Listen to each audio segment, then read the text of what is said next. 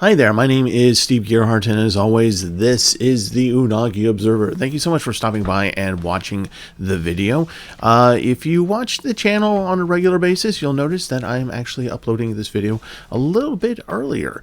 The reason for that is because I really want to talk about the Ranma 1/2 reboot on Netflix that was done by MAPPA Studios. And so we're going to get into that in a moment, but I just wanted to let you guys know that I will be at AnimeUSA this upcoming week. I've got 3 panels, much to my surprise. I thought they were only going to choose one, but they're like, no, you can do all 3. I'm like, cool.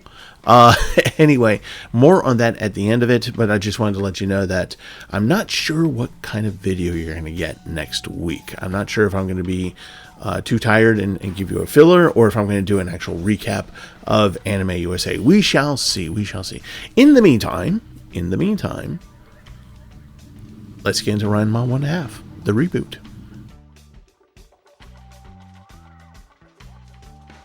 Okay, so let's get into the reboot of Ranma 1/2. The studio is MAPPA, of course, and it is considered to be a Netflix original. So what that probably means is that we'll probably get about 2 seasons worth of videos. They might break it up into 3 seasons, and they'll probably cancel that at some point, which is probably gonna be disappointing given on how much I like the reboot. So let's get into Ranma 1/2 itself. The franchise, of course, is made by Rumiko Takahashi, and if you know that name, you should know that name because she's authored several mangas that have gone into anime. A notable one being InuYasha. You might have heard of it. Who hasn't heard of InuYasha? And that's actually the first one of hers that I actually watched, anime that I watched. Didn't quite get into the manga, but it led me to Ranma 1/2, right? And I got hooked, and I really enjoyed the premise of it. I enjoy the comedy of it. There's a lot of action into it, like, it can be considered shonen, I guess, but to me it's more action comedy, so it's not strictly shonen. It doesn't take itself seriously. It's very, very, very light. It had a really good run in was that Shonen Sunday magazine, and yes, Shonen, looking at my notes here, Weekly Shonen Sunday, and it went from August 19th 1987 to March 6th 1996, so that's a good run. It had 2 initial anime adaptations in 1989. The first one went from April to September. It was canceled due to low ratings. That was by Studio Dean.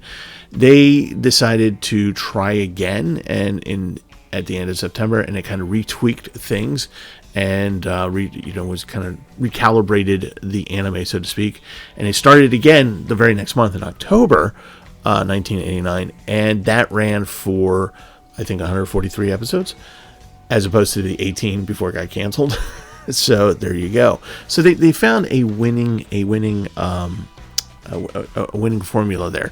Now, obviously, as I've read the manga, I'm aware of her other stuff, and I've seen seen the anime based on her stuff, and so I decided to give the anime a try, and enjoyed it very much. I've got several discs of Ranma 1/2. One of the nice things about Ranma 1/2 is that whether you're reading the manga or if you're watching the anime, it's one of those things where you can kind of drop into the middle of it, and as long as you understand the premise of Ranma 1/2, then you're not really lost. You can enjoy whatever story is being presented to you. So it's really kind of nice that way. So plot of Ranma 1/2.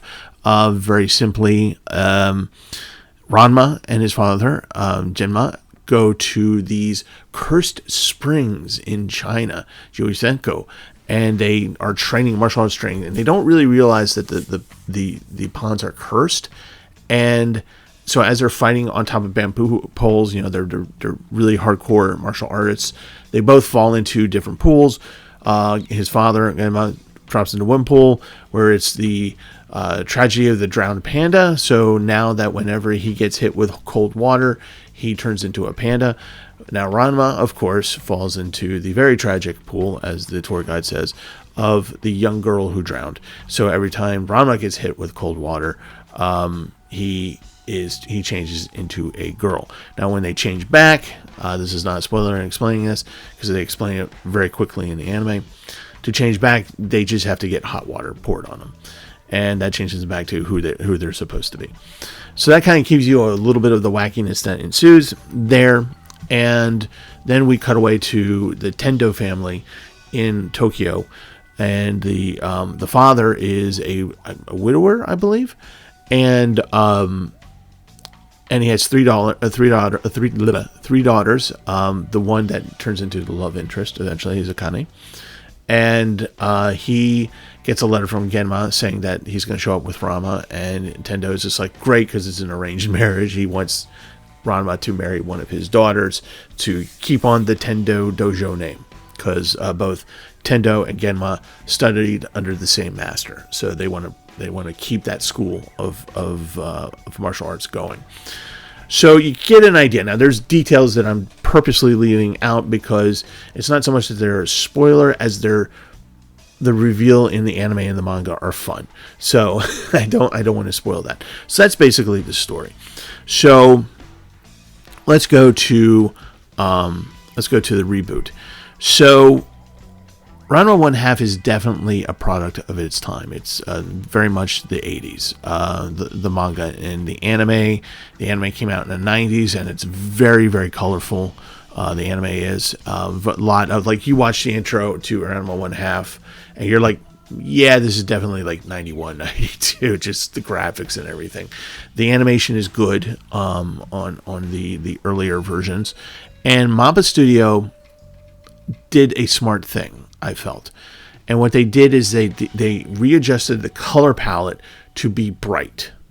So it's very eye-catching. The colors are unique. How they use shading, in action, and just, all these kinds of things that Mappa is able to do very, very well.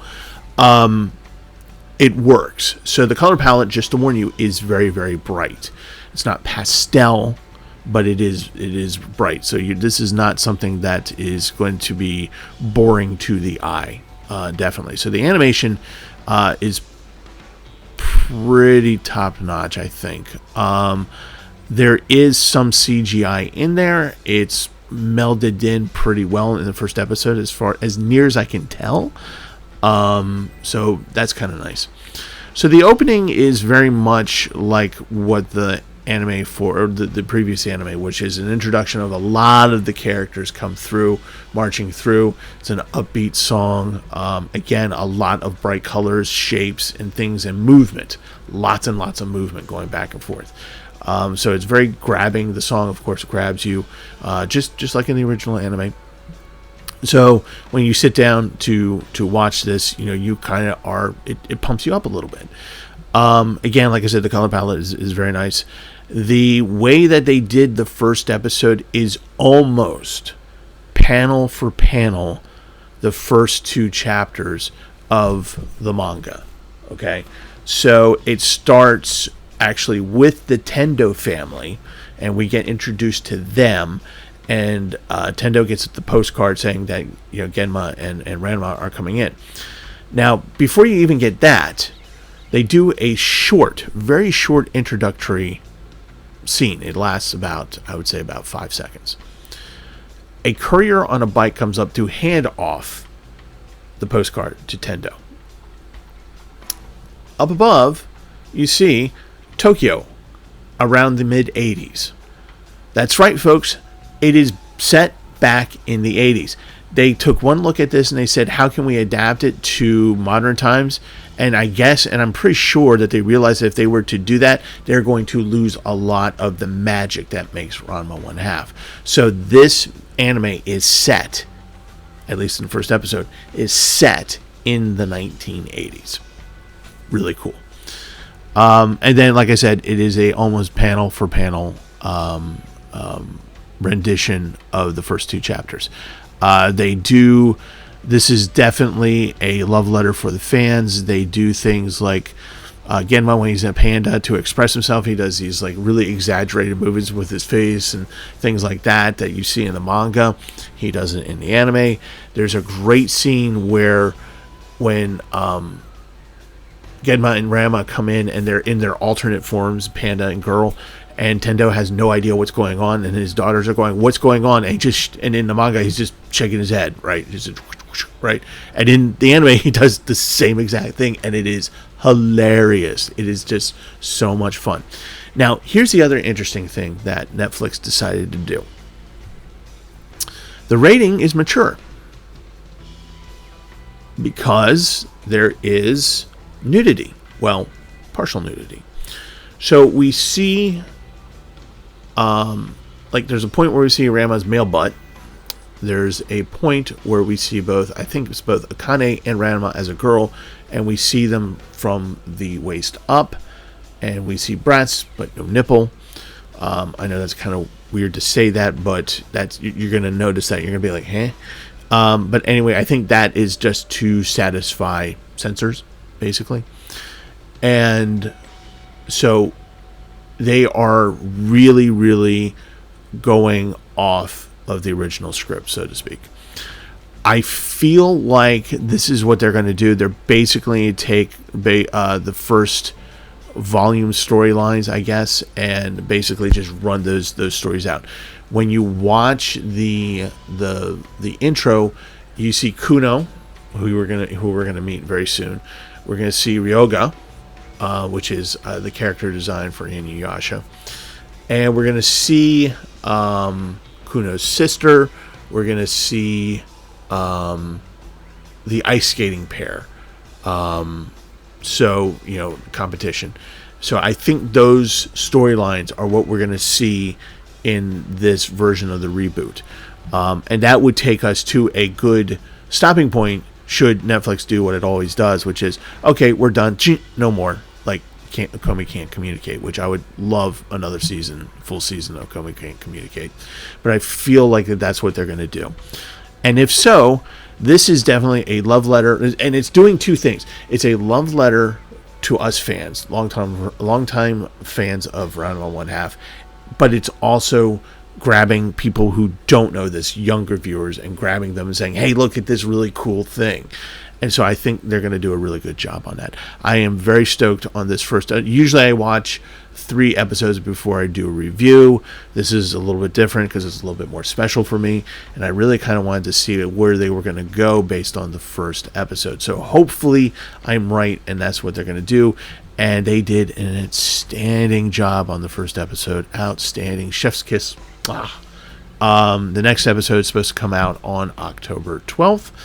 And so if you have not seen it already, please do. I think you're going to really, really enjoy it. So should you watch this anime? If you want something that is upbeat, exciting, both to the eyes, visually exciting, a fun story, a story that has, it's kind of like Cowboy Bebop in that you have this overarching story of Ranma trying to figure out how to get rid of the curse, but really it's week to week. Here's the story, here's the thing, and it's just so wonderfully done. It's just so easy to watch, based on the first episode. So if those are the kind of things that you like, definitely watch this. If you are really shonen, you will enjoy the action. There is a ton of action. There's nothing but movement in this anime. But I consider this anime not to be necessarily purposely shonen. I think it's more purposely to be a romantic comedy action anime series. There's a lot into it more than just the shonen quality of it. Should you watch it? Give it a try. I think that no matter what kind of anime that you like, I think this is something worthwhile, worth to watch, to experience. And if you get hooked on the first episode, welcome to Ranma 1/2. That's what I guess I have to say about that. All right, so that is it for the first episode review, which I don't do very often, of Ranma 1/2, the reboot, made by Mappa Studios on Netflix right now, streaming right now. So if you got Netflix, you have access to this.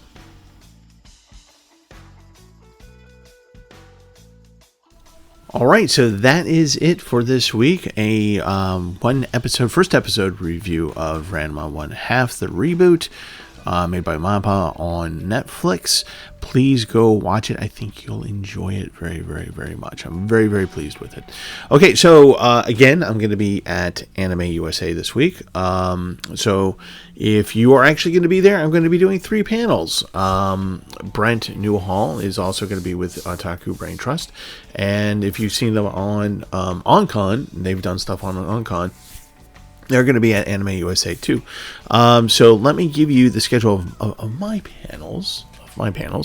And if you would like to stop by and watch the panels and maybe meet me afterwards and have a chat, that would be awesome, because as always, I want to meet you guys.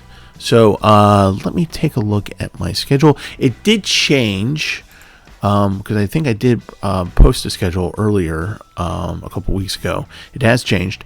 Okay, so the first panel is going to be about Shigeru Mizuki, the storyteller and yokai wrangler, basically.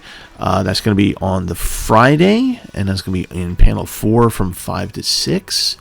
Then later that evening at 8 o'clock in the Education 2 room, 8 to 9, I'm going to be talking about the space battleship Yamato from the bottom of the Pacific to the planet of Iskandar. I'm going to be talking a little bit about what Yamato means, actually the word and why it's applied to the anime. And then on Saturday, again in room Education 2, originally it was 4 to 5:30. That's actually what they sent me. I think that was a typo. I think it's 4:30 to 5:30. So there's the change. And that's going to be the music of Cowboy Bebop OST 1. Yes, I'm going to be talking about how that album was created. I'm going to talk about 3 of the songs I really enjoy, and I'm going to talk about Yoko Kanno in a little bit greater detail than normal. So if you are going to AnimeUSA, and you're watching this video, please stop by my panels and have a listen. And I'm going to try to have a few minutes at the end where questions can be asked like we do at OnCon. And so I'm looking forward to it. This is my first time at AnimeUSA. So, and again, I'm not sure what kind of video you're going to get next week, because I don't know if I'm going to be coherent enough to be able to make a video, or so you'll get a filler video, or you might get a recap of AnimeUSA. We shall see. So as always, play it safe, do the things that you have to do to stay healthy, because again, like I'm saying, I want to meet you guys. I want to meet you guys in person. That'd be a lot of fun. So that's it for this week. Love you guys, and as always, watch more anime.